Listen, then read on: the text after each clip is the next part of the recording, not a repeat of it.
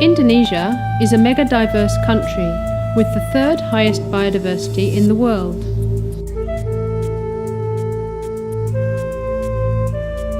Covering a land area only 1% of the Earth's surface, Indonesia supports the existence of 10% of the plant species and 12% of mammal species in the world.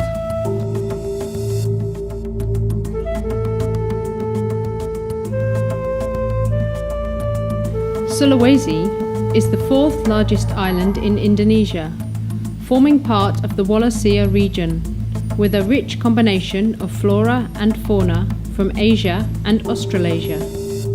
Sulawesi consists of a vast tropical forest area, divided into montane and lowland rainforest, categorized by experts into 18 different types of ecosystem. The diversity of these ecosystems supports a wide variety of endemic flora and fauna found only in one place and nowhere else.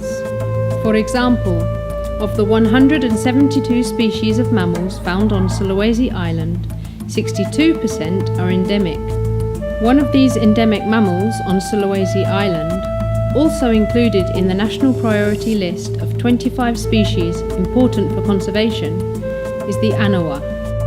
The anoa's existence in the Bogani Nani Watabone National Park contributes towards forest regeneration and is a national asset for science and tourism.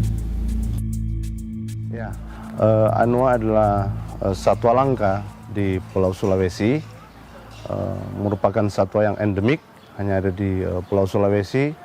Dan untuk anoa yang ada di kawasan Taman Nasional Bogani Nani Watabone itu terdiri dari dua jenis atau dua spesies, anoa dataran tinggi, Bubalus squarlesi, dan anoa dataran rendah, Bubalus depressicornis. Jadi secara umum seperti itu. Biologi secara umum, anoa yang ada di Taman Nasional Bogani itu mempunyai warna kulit gelap seperti kerbau pada umumnya, dengan ciri khas pada tanduknya ini memanjang ke belakang dan agak pipih.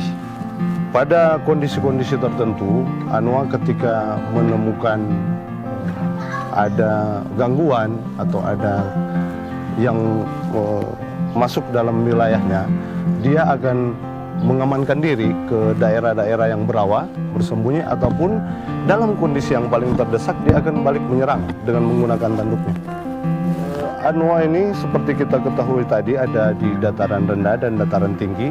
Untuk yang anoa dataran rendah itu mempunyai bentuk tubuh yang agak sedikit lebih gemuk dibandingkan yang dataran tinggi, dan panjang tubuh sekitar 150 cm dengan tinggi sekitar 85 cm dan berat kurang lebih 300 kg. Untuk tanduk panjangnya bisa mencapai 40 cm. Ya, anoa ini masa hidupnya bisa mencapai 30 tahun, umur 30 tahun, dan menariknya pada usia 2 atau 3 tahun dia sudah matang secara seksual. Nah, masa kehamilan anoa itu hampir seperti manusia, sekitar 9 sampai 10 bulan dengan satu bayi pada satu masa kehamilan. Nah, anak-anak anoa terkadang terlihat masih berkelompok 1-2 dengan perbedaan tampak visual usia yang anak dewasa. Itu karena walaupun sudah disapi pada umur 9 sampai 10 bulan, anak-anak dewasa ini masih tetap mengikuti induknya. Anoa dataran rendah hidup mulai dari hutan pantai sampai hutan dataran tinggi dengan ketinggian 1000 meter dari permukaan laut. Sedangkan untuk anoa dataran tinggi hidup mulai dari hutan dataran tinggi sampai pada ketinggian 3000 meter dari permukaan laut. Ancaman yang paling utama adalah poaching, di mana anoa ini diambil tanduknya, terus kulitnya dan dagingnya. Kulit itu digunakan untuk dibuat gendang, semacam bunyi-bunyian untuk masyarakat lokal. Terus untuk tanduknya ini biasanya batok kepala dan tanduknya itu kemudian dikeringkan dan dipajangkan di dinding rumah-rumah yang ada di masyarakat sekitar kawasan, dan daging anoa seperti kebanyakan daging sapi itu pasti sangat enak. Jadi masyarakat itu mempunyai keinginan yang tinggi untuk melakukan pemburuan terhadap anoa.